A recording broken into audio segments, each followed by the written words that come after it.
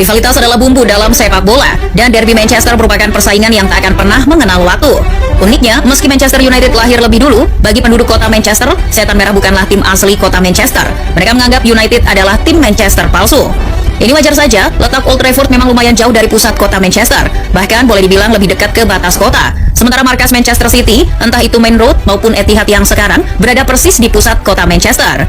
Meski demikian, harus diakui United lah yang menguasai sepak bola Inggris. Mereka berhasil memanfaatkan demografi di pinggiran kota Manchester untuk membentuk basis penggemar. Dari sana, perkembangan basis penggemar MU meluas, bahkan boleh jadi kini menjadi tim yang punya basis penggemar terbanyak di dunia. Sementara City sebetulnya adalah klub yang berpegang teguh pada akar budaya. Namun jika melihat perkembangannya, ada hal-hal yang diterapkan Manchester United yang ditiru oleh Manchester City. Misalnya soal menumbuhkan basis penggemar. Manchester United yang meraih banyak prestasi lebih dulu telah berhasil menumbuhkan basis penggemar. City pun kemudian mengikuti langkah Manchester United untuk menumbuhkan benih penggemar dengan cara meraih prestasi terlebih dahulu sebanyak-banyaknya.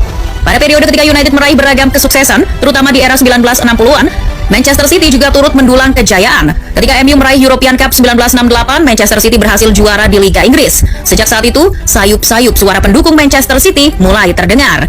Ya, kamu tidak salah. Memang sejak saat itu City telah menumbuhkan bibit pendukungnya. Namun karena City kering prestasi daripada United, City pun dijuluki tetangga yang berisik. Julukan itu tiada lain muncul dari mulut Sir Alex Ferguson. Apa yang dikatakan Fergie seperti hanya ketakutan belaka. Ketakutan yang muncul melihat kerja keras Manchester City menumbuhkan basis supporter.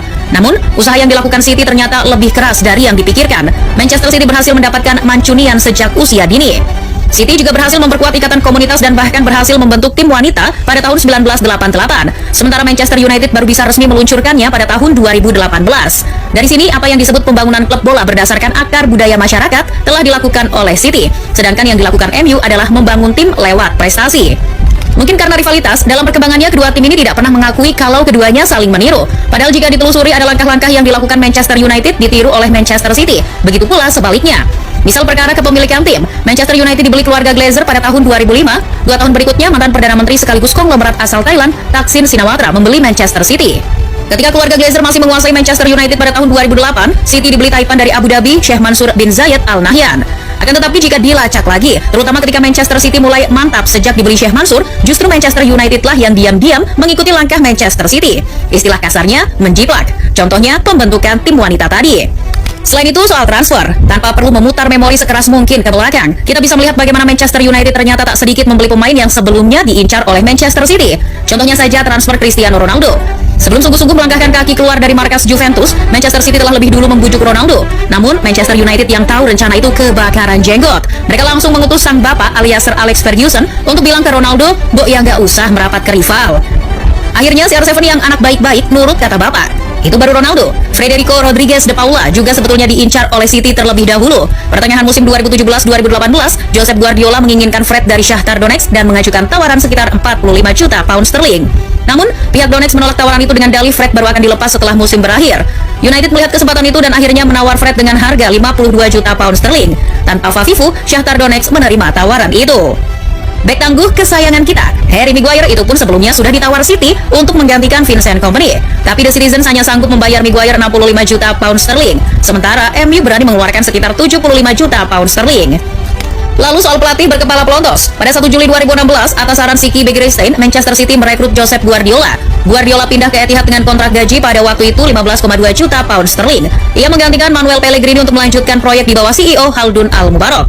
Tentu di musim-musim awalnya melatih Manchester City, Guardiola tidak langsung menemui titik keberhasilan, melainkan justru harus berkarir lebih dulu dengan kegagalan. Butuh waktu setahun lebih bagi Guardiola untuk memberikan trofi pertamanya untuk Manchester City. Piala Liga musim 2017-2018 adalah trofi pertama Guardiola di Manchester City. Trofi yang didapat usai menekuk perlawanan Arsenal itu nyatanya justru membuka keran trofi Manchester City di tangan Guardiola. Trofi Liga Inggris, Piala FA, Piala Liga sampai Liga Champions Eropa dipersembahkan Guardiola untuk Manchester City. Nah, beberapa tahun setelah City merekrut Guardiola, sebelum The Citizen resmi raih treble, Manchester United mendatangkan pelatih yang juga berkepala pelontos. Orang itu adalah Erik ten Hag yang diboyong dari Ajax untuk mereparasi ulang United. Uniknya, Ten Hag juga pernah satu klub dengan Josep Guardiola. Ketika Guardiola melatih tim senior Bayern Munchen, Ten Hag menukangi Bayern Munchen 2. Selain itu, trofi pertama yang didapat Ten Hag di Manchester United juga Piala Liga. Sebelum dimulainya musim 2023-2024, Manchester United merampungkan transfer Rasmus Højlund dari Atalanta. The Red Devils harus merogoh kocek hingga 85 juta pound sterling. Højlund disebut-sebut sebagai Haaland yang baru. Manchester United mendatangkan penyerang bertipe nomor 9 dari negara Skandinavia. Setelah musim sebelumnya, Manchester City sudah lebih dulu mendatangkan penyerang Skandinavia lainnya. Erling Braut Haaland memang dibeli karena Guardiola membutuhkan penyerang nomor 9. Sebab sebelum-sebelumnya, City memang tidak memiliki striker tajam. Guardiola bahkan memakai skema false nine untuk menyiasati ketiadaan pemain nomor 9. Nah, United pun demikian. Ten Hag membutuhkan striker murni untuk menopang skemanya. Dan kebetulan yang dikehendaki Ten Hag adalah Rasmus Højlund, pemain Denmark dari Skandinavia dan berambut blonde seperti Erling Haaland. Højlund juga masih muda, hanya terpaut 3 tahun dari Haaland. Uniknya lagi, konsep foto perkenalan Højlund hampir mirip dengan foto pengenalan Haaland di Manchester City. Dan yang terakhir adalah soal kepemilikan Taipan Timur Tengah. Kalau tidak salah, para penggemar Manchester United pernah sangat tidak menyukai Taipan Timur Tengah. Bahkan mereka pernah mencibir ketika City diakuisisi Sheikh Mansour. Namun kini para penggemar United sangat berharap kalau Sheikh Jassim Al Thani dari Qatar membeli United. Jika proses pengakuisisian Sheikh Jassim sungguh mencapai kata final, Manchester United akan dimiliki Taipan Timur Tengah yang kebetulan juga terkait dengan pemerintahan, sama seperti Manchester City. Dari fakta-fakta tadi bisa ditangkap maksud bahwa Manchester United memang sepertinya mengikuti tindak tanduk Manchester City. Tanpa perlu menunggu pernyataan resmi, tanda-tandanya sudah tampak jelas. Jadi fans MU masih mau menampik kalau tim ente nggak ngikutin sebel.